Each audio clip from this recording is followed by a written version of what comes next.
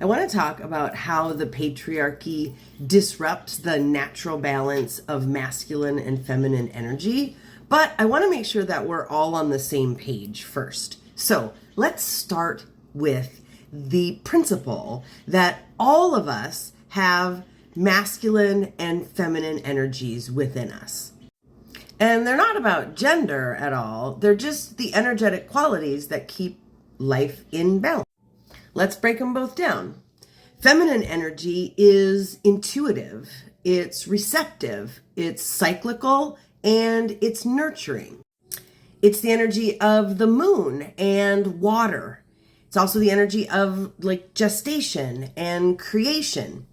It listens, it feels, it receives. That is feminine energy. Masculine energy, on the other hand, is directive, it's focused, it's action-oriented and structured. It's the energy of the sun and of fire.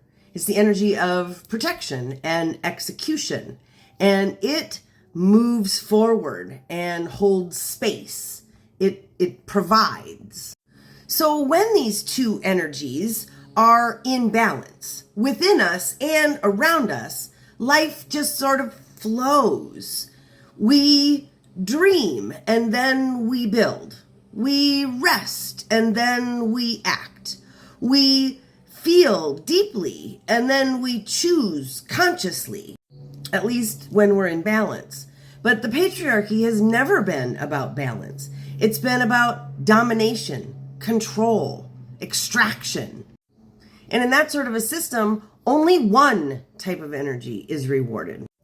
Patriarchy over-glorifies the wounded masculine, not the healthy, protective, grounded masculine, but this more distorted version of ego and force and suppression and aggression. It rewards linear logic over emotional intelligence, power over presence, and action over intuition. And it tells us that to be strong, you have to be hard. And the only way to be worthy is to be productive. And to be successful means you have to outperform, outlast, and outcompete everyone else. There's no space for the feminine in that system. Not softness, not stillness, not feeling or flow. And especially not the sacred, sovereign power of a woman in her body, in her knowing, in her voice, in her rage. Instead, we're taught that feminine energy is weak, that sensitivity is a liability, and that intuition is irrational, that care work is less valuable than corporate work, and that nurturing is only useful if it serves somebody else. So we silence the parts of us that feel, and we numb the parts of us that know. We push and perform and hustle to survive in a world that tells us, don't trust your body, don't cry, don't rest, don't break, and don't need anything. That is a spiritual wound. It disconnects us from our own internal guidance system. It fractures our sense of self. And it leaves us burnt out, bitter, and blaming ourselves for not being better at life. But here's what the patriarchy fears the most. A woman who reclaims her feminine energy is powerful beyond measure because she's not playing by their rules anymore. She doesn't over-explain or apologize for her needs.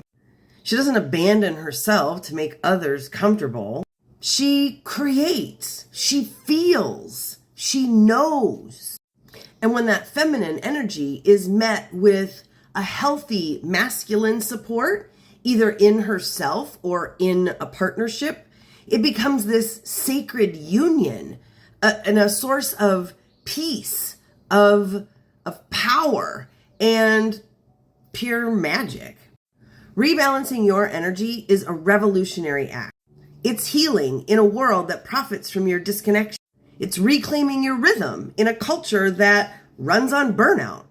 It's choosing to trust your inner compass more than all the noise outside of you. You were never meant to be all push and no pause, all structure and no soul, all give and no receive. You're made of both. And when they work together, you don't just survive. You create a life that actually feels really good to live.